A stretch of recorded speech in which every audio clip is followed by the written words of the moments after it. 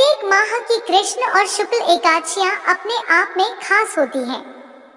एकादशी के दिन भगवान विष्णु की आराधना की जाती है और उपवास भी रखा जाता है। श्रावण और पौष मास की एकादशियों का महत्व एक समान माना जाता है। इन एकादशियों को संतान प्राप्ति के लिए श्रेष्ठ माना गया है। श्रावण मास की एकादशी को श्रावण पुत्रदा एकादशी कहा जाता है। धनुर्धर अर्जुन ने कहा, है प्रभु, ये कल्याणकारी और महापुण्यदायी कथाएं सुनकर मेरे आनंद की सीमा नहीं है और मेरी जिज्ञासा बढ़ती जा रही है। हे कमलनयन, अब आप मुझे श्रावण माह के शुक्ल पक्ष की एकादशी की कथा सुनाने की कृपा करें। इस एकादशी का क्या नाम है तथा इसके व्रत का क्या विधान है? इसमें किस देवता का पूजन किया जाता है और इसका व्रत करने से किस फल की प्राप्ति होती है? श्री कृष्ण ने कहा, हे धनुर्धर, श्रावण माह के शुक्ल पक्ष की एकादशी की कथा के श्रवण मात्र से ही अनंत यज्ञ का फल प्राप्त होता है। हे पार्थ, द्वापर युग के आरंभ में ही महिष्मती नाम की एक नगरी थी। उस नगरी में महिजित नाम का एक राजा राज्य करता था। वह पुत्रहीन था, इसलिए वह सदा दुखी रहता था। उसे वह राज्य, सुख और वैभव सभी कुछ बड़ा ही कष्टदायक प्रतीत होता था, क्योंकि पुत्र के बिना मनुष्य को इहलोक और परलोक दोनों में सुख नहीं मिलता है। राजा ने पुत्र प्राप्ति के बहुत उपाय किए, किंतु उसका हर उपाय निष्फल रहा। जैसे जैसे राजा महाजित वृद्धावस्था की ओर बढ़ता जा रहा था, वैसे वैसे उसकी चिंता भी बढ़ती जा रही थी। एक दिन राजा ने अपनी सभा को संबोधित करके कहा, न तो मैंने अपने जीवन में कोई पाप किया है और न ही अन्यायपूर्वक प्रजा से धन एकत्रित किया है, न ही कभी प्रजा को कष्ट दिया है और न कभी देवता और ब्राह्मणों का निरादर किया है। मैंने प्रजा का सदैव अपने पुत्र की तरह पालन किया है, कभी किसी से ईर्ष्या भाव नहीं किया, सभी को एक समान समझा है। मेरे राज्य में कानून भी ऐसे नहीं है जो प्रजा में अनावश्यक डर उत्पन्न करें। इस प्रकार धर्मयुक्त राज्य करने पर भी मैं इस समय अत्यंत कष्ट पा रहा हूँ। इसका क्या कारण है? मेरी समझ में कुछ नहीं आ रहा है। आप इस पर विचार करें कि इसका क्या कारण है और क्या इस जीवन में मैं इस कष्ट से मुक्त हो पाऊंगा। राजा के इस कष्ट के निवारण के लिए मंत्री आदि वन को गए, ताकि वहां जाकर किसी ऋषि मुनि को राजा का दुख बताकर कोई समाधान पा सके। वन में जाकर उन्होंने श्रेष्ठ ऋषि मुनियों के दर्शन किए। उस वन में वयोवृद्ध और धर्म के ज्ञाता महर्षि लोमश भी रहते थे। वे सभी जन महर्षि लोमश के पास गए। उन सबने महर्षि लोमश को दंडवत प्रणाम किया और उनके सम्मुख बैठ गए। महर्षि के दर्शन से सभी को बड़ी प्रसन्नता हुई और सबने महर्षि लोमश से प्रार्थना की, हे देव, हमारे अहो भाग्य है कि हमें आपके दर्शनों का सौभाग्य प्राप्त हुआ। मंत्री की बात सुन लोमश ऋषि ने कहा, हे मंत्रीवर, आप लोगों की विनम्रता और सद्व्यवहार से मैं अति प्रसन्न हूँ। आप मुझसे अपने आने का प्रयोजन कहें। मैं आपके कार्य को अपने सामर्थ्य के अनुसार अवश्य ही करूंगा, क्योंकि हमारा शरीर ही परोपकार के लिए बना है। लोमश ऋषि के ऐसे मृदु वचन सुनकर मंत्री ने कहा, हे ऋषिवर, आप हमारी सभी बातों को जानने में ब्रह्मा से भी ज्यादा समर्थ हैं, अतः आप हमारे संदेह को दूर कीजिए। महिष्मती नामक नगरी के हमारे महाराज महिजित बड़े ही धर्मात्मा व प्रजावत्सल हैं। वह प्रजा का पुत्र की तरह धर्मानुसार पालन करते हैं, किंतु फिर भी वे पुत्रहीन हैं। हे महामुनि, इससे वह अत्यंत दुखी रहते हैं। हम लोग उनकी प्रजा हैं, हम भी उनके दुख से दुखी हो रहे हैं, क्योंकि प्रजा का यह कर्तव्य है कि राजा के सुख में सुख माने और दुख में दुख माने। हमें उनके पुत्रहीन होने का अभी तक कारण ज्ञात नहीं हुआ है, इसलिए हम आपके पास आए हैं। अब आपके दर्शन करके हमको पूर्ण विश्वास है कि हमारा दुख अवश्य ही दूर हो जाएगा, क्योंकि महान पुरुषों के दर्शन मात्र से ही प्रत्येक कार्य की सिद्धि हो जाती है। अतः आप हमें बताने की कृपा करें कि किस विधान से हमारे महाराज पुत्रवान हो सकते हैं। हे ऋषिवर, यह आपका हम पर व हमारे राज्य की प्रजा पर बड़ा ही उपकार होगा। ऐसी करुण प्रार्थना सुनकर लोमश ऋषि नेत्र बंद करके राजा के पूर्व जन्मों पर विचार करने लगे। कुछ पलों बाद उन्होंने विचार करके कहा, हे भद्रजनों, यह राजा पिछले जन्म में अत्यंत उद्दंड था तथा बुरे कर्म किया करता था। उस जन्म में यह एक गांव से दूसरे गांव में घूमा करता था। एक बार ज्येष्ठ माह के शुक्ल पक्ष की एकादशी के दिन की बात है। यह 2 दिन से भूखा था। दोपहर के समय एक जलाशय पर जल पीने गया। उस स्थान पर उस समय एक गर्भवती गाय जल पी रही थी। राजा ने उसको धक्का दे दिया और स्वयं जल पीने लगा। राजा ने उस गाय को धक्का दिया था, जिसकी वजह से उस गाय का बछड़ा मर गया। हे श्रेष्ठ पुरुषों, इसलिए राजा को यह कष्ट भोगने पड़ रहे हैं। एकादशी के दिन भूखा रहने का फल यह हुआ कि इस जन्म में यह राजा है और प्यासी गाय को जलाशय से धक्का देने के कारण पुत्रहीन है। यह जान सभी सभासद प्रार्थना करने लगे, हे ऋषि श्रेष्ठ, शास्त्रों में ऐसा लिखा है कि पुण्य से पाप नष्ट हो जाते हैं। अतः कृपा करके आप हमें कोई ऐसा उपाय बताइए जिससे हमारे राजा के पूर्व जन्म के पाप नष्ट हो जाएं और उन्हें पुत्र रत्न की प्राप्ति हो। सभासदों की प्रार्थना सुनकर लोमश मुनि ने कहा, हे श्रेष्ठ पुरुषों, यदि तुम सब श्रावण माह के शुक्ल पक्ष की पुत्रदा एकादशी का व्रत और रात्रि जागरण करो और उस व्रत का फल राजा के निमित्त कर दो तो तुम्हारे राजा के यहाँ पुत्र उत्पन्न होगा और राजा के सभी कष्टों का नाश हो जाएगा। इस उपाय को जानकर मंत्री सहित सभी ने महर्षि को कोटि-कोटि धन्यवाद दिया तथा उनका आशीर्वाद लेकर अपने राज्य में लौट आए। तदुपरांत उन्होंने लोमश ऋषि की आज्ञानुसार पुत्रदा एकादशी का विधान पूर्वक उपवास किया और द्वादशी को उसका फल राजा को दे दिया। इस पुण्य के प्रभाव से रानी ने गर्भ धारण किया और 9 माह पश्चात एक अत्यंत तेजस्वी पुत्र को जन्म दिया। हे पांडु पुत्र, इसलिए इस एकादशी का नाम पुत्रदा पड़ा। पुत्र की इच्छा रखने वाले मनुष्य को विधान पूर्वक श्रावण माह के शुक्ल पक्ष की एकादशी का व्रत करना चाहिए। इस व्रत के प्रभाव से इहलोक में सुख और परलोक में स्वर्ग की प्राप्ति होती है। तुलसी के पास दिया जलाने से कौन सा फल मिलता है, जानिए भगवान श्री हरि विष्णु जी से क्या कहते हैं। एक समय की बात है, देवी लक्ष्मी भगवान श्री हरि विष्णु जी के पास आकर उनसे पूछने लगती है, हे स्वामी, मेरे मन में कुछ प्रश्न उठ रहे हैं, कृपया मेरा मार्गदर्शन करें। तब भगवान श्री हरि विष्णु जी बोले, हे देवी लक्ष्मी, क्या है तुम्हारा प्रश्न? कृपया बताओ तो तुम्हारे प्रश्नों का निवारण करके हमें प्रसन्नता होगी। तब देवी लक्ष्मी कहती है, हे स्वामी, तुलसी के पास दीपक जलाने का क्या महात्म्य है और रोज शाम को तुलसी के पास दीपक क्यों जलाया जाता है? इससे मनुष्य को कौन सा फल प्राप्त होता है? तुलसी के पास दीपक जलाने की विधि क्या है तथा दीपक जलाते समय कौन से मंत्र का उच्चारण करना चाहिए? कृपया आप मुझे विस्तार से बताइए। तब भगवान श्री हरि विष्णु कहते हैं, हे देवी, आज आपने समस्त संसार के कल्याण की भावना से बहुत ही उत्तम प्रश्न किया है। आपके इस प्रश्न का उत्तर देने से पूर्व मैं आपको एक प्राचीन कथा सुनाता हूँ, जिससे तुम्हें तुम्हारे सभी प्रश्नों के उत्तर मिल जाएंगे। शाम को तुलसी के पास दीपक जलाने से जो फल मिलता है, उसी का वर्णन मैं इस कथा में करूंगा, इसीलिए तुम इस कथा को ध्यानपूर्वक सुनना। इस कथा को ध्यान से पूरा सुनने मात्र से ही मनुष्य को 100 वर्षों तक तुलसी के पास दीपक जलाने का पुण्य प्राप्त होता है। फिर देवी लक्ष्मी कहती है, हे प्रभु, मैं इस कथा को सुनने के लिए उत्सुक हूँ, कृपया आप इस कथा को मुझसे कहिए। तब भगवान श्री हरि विष्णु जी देवी लक्ष्मी को वह कथा सुनाने लगते हैं। हे देवी, पूर्व काल की बात है, दक्षिण दिशा में तुंगभद्रा नाम की एक बहुत बड़ी नदी है। उसी नदी के किनारे पर हरिहरपुर नाम का एक अत्यंत सुंदर नगर बसा हुआ था।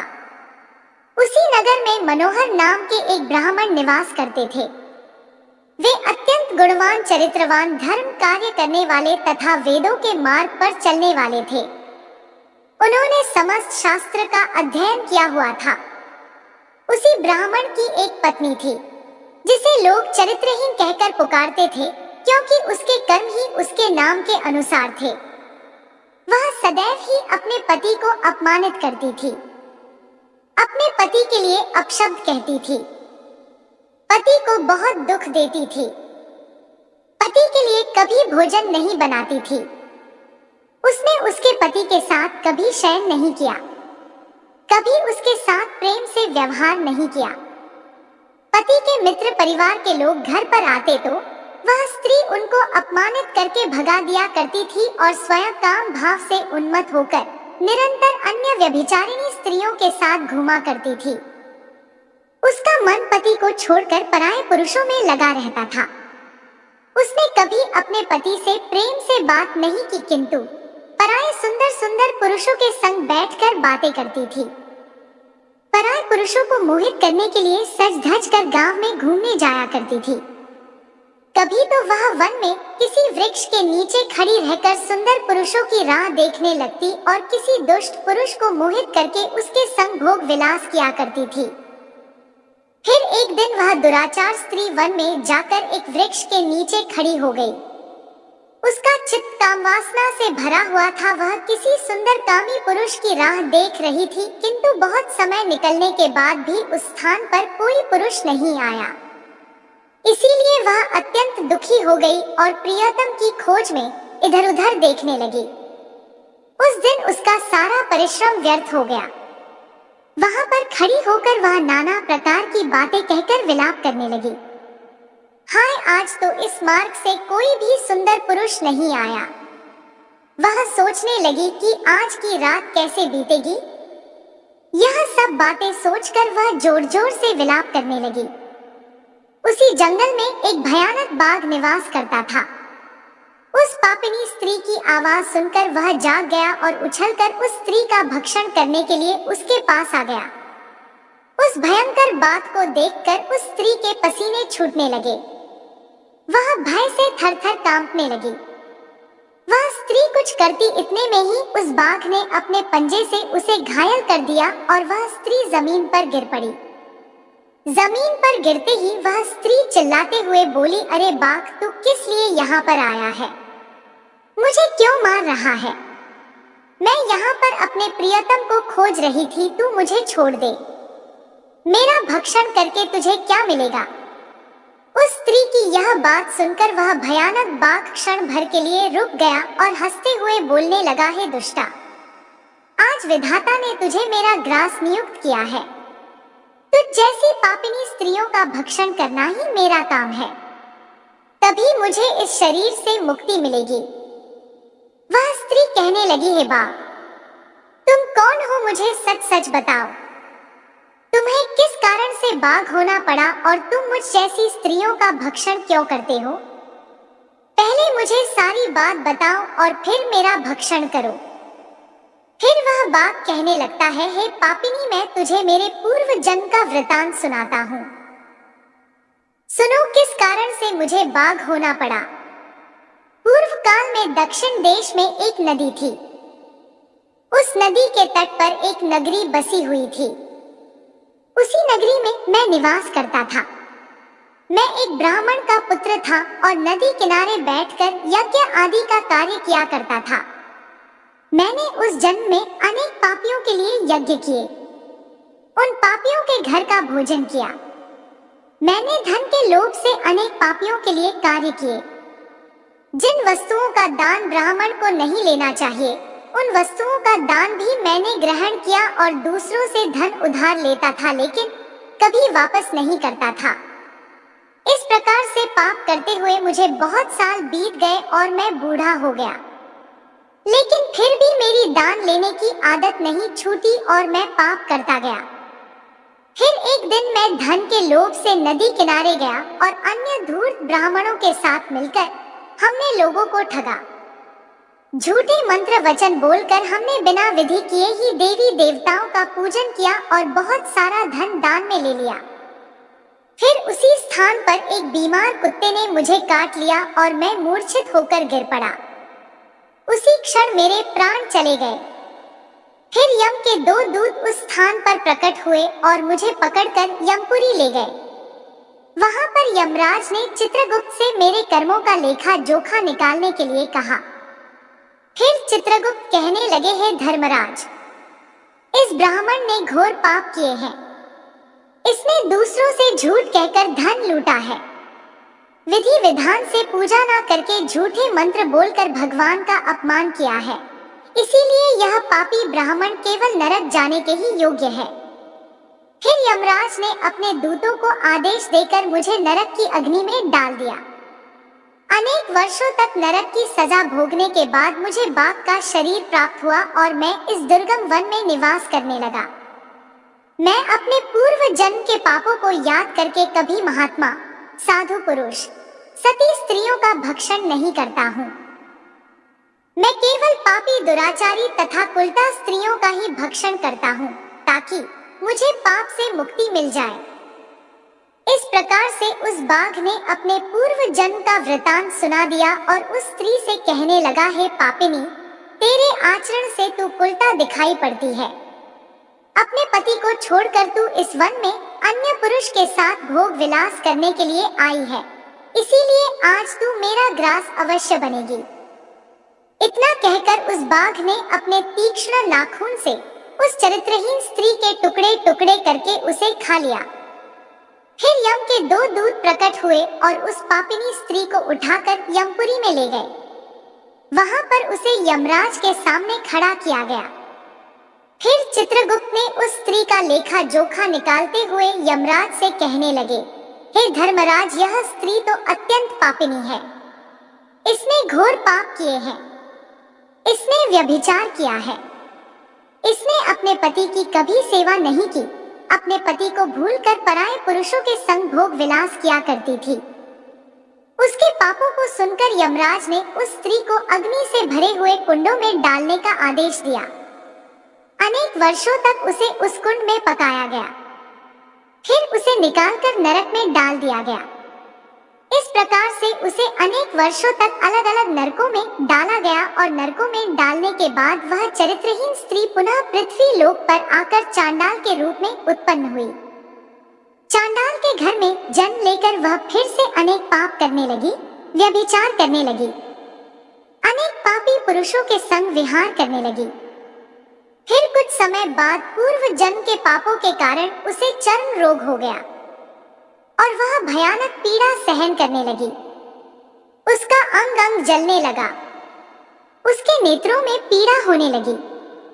इस दुख को सहन करती हुई वह दिन बिताने लगी। फिर एक दिन वह तीर्थ में स्नान करने के उद्देश्य से अंतपुर में चली गई। वहां पर वह एक आश्रम के बाहर निवास करने लगी। उस आश्रम में एक तुलसी का पौधा था। अन्य स्त्रियों को वह वहां पर तुलसी के पास दीपक जलाते हुए देखकर उस स्त्री ने भी वही किया। उसने तुलसी के पौधे के पास एक दीपक जला दिया। फिर उसी रात अचानक से उसकी मृत्यु हो गई और यमराज के 2 दूत उसे ले जाने के लिए वहां पर प्रकट हुए। जैसे ही यम के दूत उस चरित्रहीन स्त्री को ले जाने लगे, भगवान विष्णु के 2 पार्षद उस स्थान पर प्रकट हुए और उन्होंने उन दूतों को रोक लिया और कहने लगे, हे दूतों, इस स्त्री को तुम छोड़ दो। यह स्त्री नरक जाने के योग्य नहीं है। तुम किसके आदेश से ऐसा अधर्म कर रहे हो? फिर यम के दूत कहने लगे, हे पार्षदों, हम यमराज के आदेश से इस पापी स्त्री को उठाकर ले जा रहे हैं, किंतु आप हमें किस कारण से रोक रहे हो? यह स्त्री अत्यंत पापी है। इसे नरक में ले जाने की आज्ञा मिली है। फिर पार्षद कहने लगे, हे दूतों, यह स्त्री तो विष्णु भक्त है। यह नरक जाने के योग्य नहीं है। इसने शाम को तुलसी के पास दीपक जलाया है। इसी कारण से इसके समस्त पाप नष्ट हो गए हैं। इसीलिए अब यह नरक जाने के योग्य नहीं है। यह स्वर्ग जाने की अधिकारी बन चुकी है। पार्षदों की बात सुनकर उन दूतों ने उस स्त्री को उसी स्थान पर छोड़ दिया और यमलोक लौट गए। वहां जाकर उन्होंने यमराज को सारा वृतांत सुना दिया। फिर भगवान विष्णु के पार्षद उस स्त्री को दिव्य विमान में बिठाकर स्वर्गलोक ले गए। भगवान श्री हरि विष्णु जी कहते हैं, हे देवी लक्ष्मी, इस प्रकार से तुलसी के पास केवल दीपक जलाने मात्र से ही मनुष्य के सभी पाप नष्ट हो जाते हैं। जो स्त्री नित्य शाम को तुलसी के पास दीपक जलाती है वह सौभाग्यशाली बनती है। उसके पूर्व जन्मों के सभी पाप नष्ट हो जाते हैं। उसे सुख समृद्धि की प्राप्ति होती है। रोज तुलसी के पास दीपक जलाते समय मंत्र का उच्चारण करना चाहिए। श्री हरि विष्णु जी कहते हैं, हजारों अमृत के घड़ों से नहलाने पर भी श्री हरि को उतनी तृप्ति नहीं होती जितनी वे मनुष्यों के द्वारा तुलसी का एक पत्ता चढ़ाने से प्राप्त करते हैं। 10,000 गौदान से मानव जो फल प्राप्त करता है वही फल तुलसी पत्र के दान से पा लेता है। जो मृत्यु के समय अपने मुख में तुलसी पत्र का जल पा जाता है वह संपूर्ण पापों से मुक्त होकर वैकुंठ धाम को चला जाता है। दोस्तों, सनातन हिंदू धर्म में तुलसी के पौधे का महत्व सबसे अधिक है। इसकी सबसे पहले पूजा भगवान श्री हरि विष्णु जी ने की थी। श्री हरि कहते हैं, जिस प्रकार से देवी लक्ष्मी से वैकुंठ को ऐश्वर्य प्राप्त है उसी प्रकार से वैकुंठ में तुलसी के कारण ही पवित्रता प्राप्त है। पृथ्वी लोक पर जिस स्थान पर भी तुलसी का पौधा होगा उस स्थान पर कभी बुराई का वास नहीं होगा और ऐसा स्थान सबसे अधिक पवित्र होगा। इसी कारण से हमें हमारे घर में तुलसी का पौधा अवश्य ही लगाना चाहिए। जय श्री हरि विष्णु जी महाराज, जय माता लक्ष्मी। अगर वीडियो पसंद आई तो हमारे चैनल को सब्सक्राइब करें। धन्यवाद।